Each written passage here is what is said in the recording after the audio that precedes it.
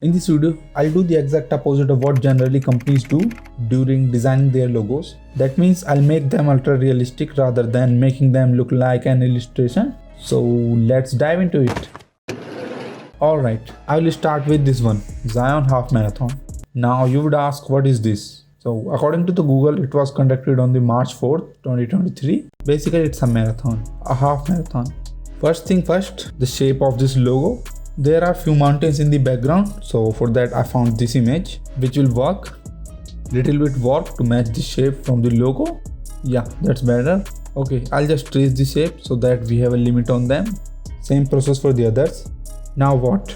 A sky filled with clouds. See these two little guys? I assume that these are trees. So let's add some trees. Now this text, I'll just change the font style to match with the original. Okay, forgot about it. I'll just take it from here and put it in mine.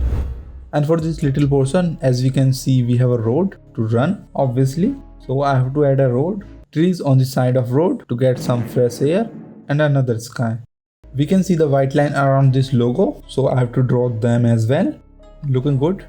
And for this character, I don't think other than David Goggins anyone can fit here. So here it is. Now this is the right time to blend everything together by using these magical adjustment layers. And yeah, that's it. Next one is this one. So let's start with making some shapes, some shadows to give it a 3D look. Now the text information. Font style, I'll keep it simple because no one's gonna care about it. A metal texture to make it something which is made up of metal. Drop shadow for the text and a texture to give it a rough look so that it can stand out. Now we have our first nameplate. I can call it a nameplate, right? Yeah, let's call it a nameplate. And for the second, same as the previous one. Nothing different other than the text. Let's move forward. Now I have to find a tape, the old film tape, just like the original. No one's need a background, right? Let me just put it here. Actually, I'm thinking of making it simple by removing these extra things. Yeah, this is fine.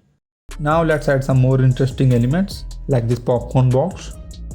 Time to fill it with some popcorn, a soft drink bottle. In the original this cap is white, so I'll keep it white. Little bit shadows, touching shadows so that they can look like together. Now the most important thing, the ticket. I don't think without buying it you can pass through the entrance unless you are girl. Now this black film board. Some flying popcorn to give it some movement. By this time we do have all the elements together. Now what?